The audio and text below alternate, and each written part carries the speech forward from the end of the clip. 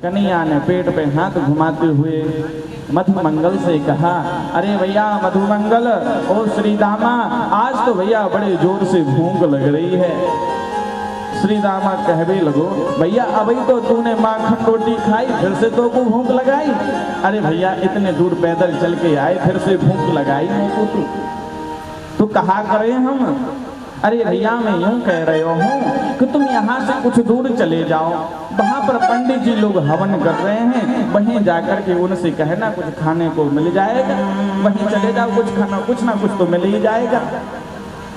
गोविंद भगवान के सखा गोविंद से आज्ञा लेकर के, भगवान से आज्ञा लेकर के और उन पंडित जी लोगों के पास में पहुंच गए।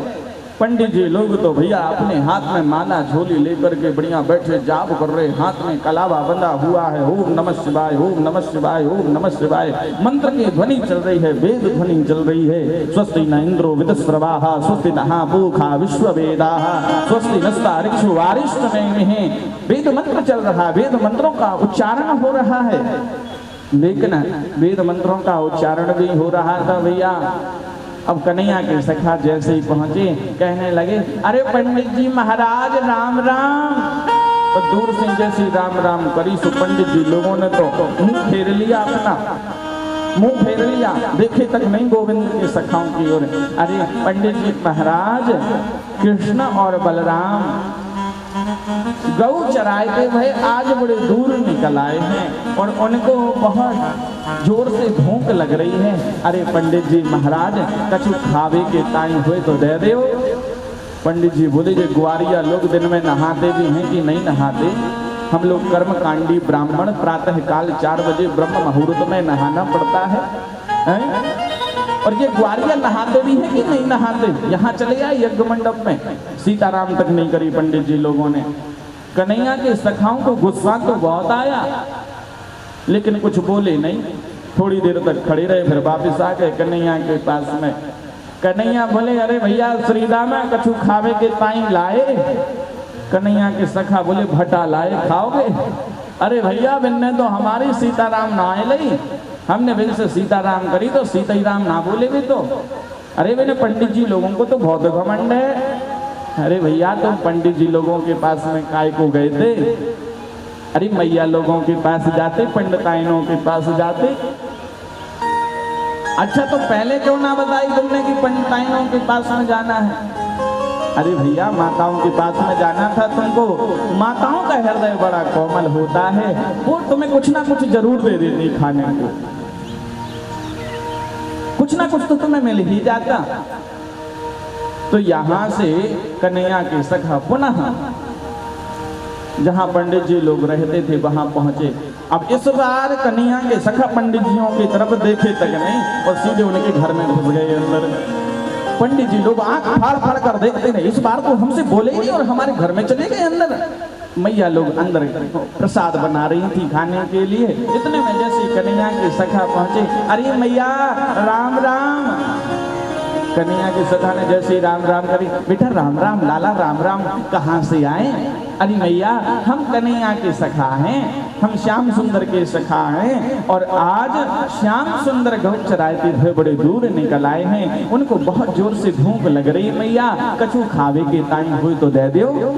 कन्हैया आए हैं? हाँ हाँ मैया कन्हैया आए हैं और दाऊ भैया भी आए हैं साथ में। अच्छा दाऊ भैया आए हैं? लाला 2 मिनट रुको, अभी कुछ ना कुछ बनाती हूँ खाने के लिए। तो मैया ने खाने योग्य पदार्थ बनाए, पीने योग्य पदार्थ बनाए और जैसी भोजन की थाली लगा ली तो भोजन की थाली लगाकर जैसी देने लगी तो याद आ गया, अरे कन्हैया को तो माखन मिश्री बहुत प्रिय है। तो एक कटोरी में माखन रख दिया, एक कटोरी में मिश्री रख दी और थाली दे दी सखाओं को। अच्छा सखा मैं ये कह रही हूँ कि तुम लोगों को यदि बुरा ना लगे तो मैं तुम्हारे साथ चलूं क्या? मैं तुम्हारे साथ चलूं क्या? सखा लोग बोले, मैया हाँ हाँ जरूर चलो, इसमें कौन सी बात है, इसमें भी क्या कोई कहने वाली बात है? तो पंडिताइन सभी लोग बाहर जैसे ही निकली तो पंडित जी लोग बड़ी बड़ी आंख दिखाने लगे। पंडिताइनों ने सोचा यदि इनसे नजर मिल गई, पंडित जी लोगों से यदि नजर मिल गई तो अभी ये रोकेंगे और इन्होंने रोका तो फिर हम जा नहीं पाएंगे, इसलिए एक काम करते हैं, घूंघट लगा लेते हैं। घूंघट लगा लेंगे तो घूंघट में तो हम दिखेंगे ही नहीं और बस काम बन जाएगा। और पंडिताएं लोग जैसी निकलने लगी वहां से तो घूंघट लगा लिया। घूंघट लगा हुआ था, पंडित जी से रुका नहीं गया, वेद मंत्र तो कर रहे थे, लेकिन पूछ लिए कहाँ जा रही हो? पंडिताइनों ने कहा हम जहाँ जा रहे सो ठीक जा रहे, तुम तो बैठे रहे हो। पंडित जियों ने कहा जा तो रही हो पर लौट के आओगी तो अंदर नहीं आने देंगे। पंडिताइन बोली हम आएंगे ही नहीं, हम तो वहीं रहेंगे। देखो जब रक्षाबंधन का समय आता ना, रक्षाबंधन का समय, तो रक्षाबंधन के समय उस समय जब मैया लोग कहें अपने पति देव से कि हमें तो अब भैया को राखी बांधने जाना है, अब लेकिन जैसे पति देव मना कर नहीं कहीं नहीं जाना है, तुम्हारी भैया ठीक नहीं है, हमसे बात नहीं करते, अरे हमारी पाँव नहीं पड़े, अरे हमारा स्वागत नहीं किया। फिर देखो मैया लोगों का चेहरा देखने लायक होता है, फिर तो ना खाना ठीक से बने, कुछ नहीं होना, काम बंद हुए, झाड़ू भी ठीक से नहीं लगना घर में। और आज भैया पंडिताएं लोग जैसे कन्हैया के सखाओं के साथ में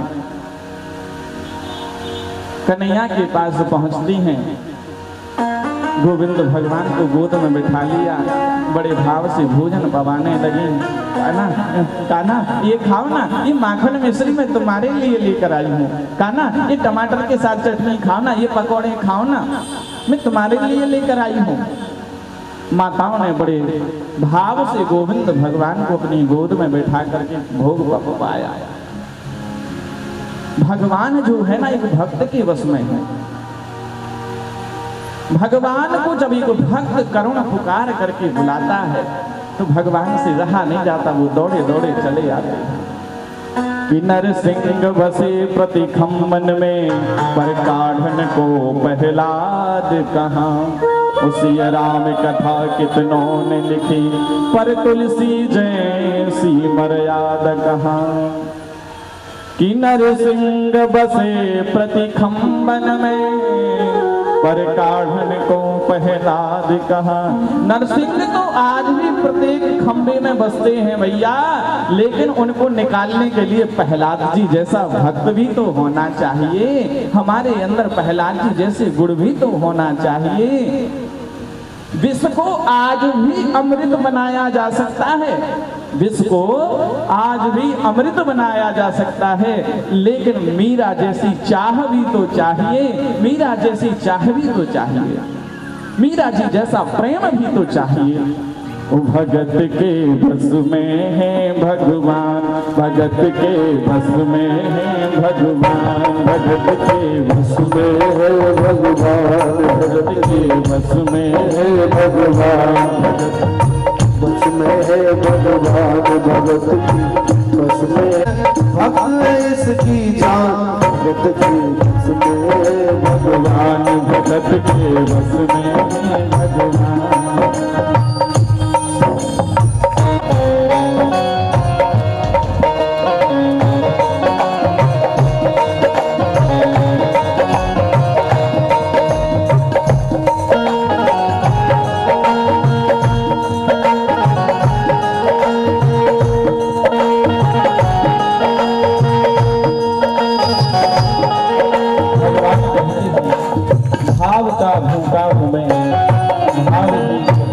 सार है और भाव से भजता जो मुझको, उसका भव से भेड़ा पार है। भगत के बस में है भगवान, भगत के बस में है भगवान।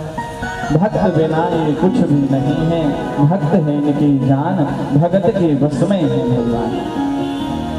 और आज जब मैया लोगों ने ठाकुर जी को भोजन बवा दिया, भोजन बवाने के बाद में अब मैया लोगों से ठाकुर जी ने कहा मैया अब आप सभी लोग अपने अपने घर को वापस जाओ। मैया लोगों ने मना कर दिया, कन्हैया अब हम घर नहीं जा सकते। क्यों? अरे जब हम आ रहे थे ना तो हमारे पति देव कह रहे थे कि यदि घर में आओगी तो अंदर नहीं आने देंगे, घर आओगी तो अंदर नहीं आने देंगे। कन्हैया ने कहा मैया अब आप घर ऊपर कृपा हो गई है, अब आपके पतिदेव आपको अंदर भी आने देंगे, आपका स्वागत भी करेंगे और आपसे प्रेम भी करेंगे। क्योंकि जा पर कृपा राम की होई, जा पर कृपा राम की होई, जा पर कृपा राम की होई, जा पर कृपा राम की होई, जा पर कृपा रे सब कोई, जा पर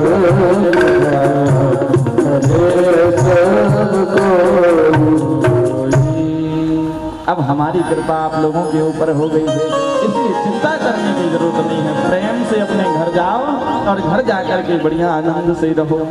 मैया लोग जैसे ही अपने घर वापस आती हैं, देखते क्या है कि पति देव तो हाथ जोड़ के खड़े हैं। मैया लोगों ने कहा ये कैसे चमत्कार हो गया।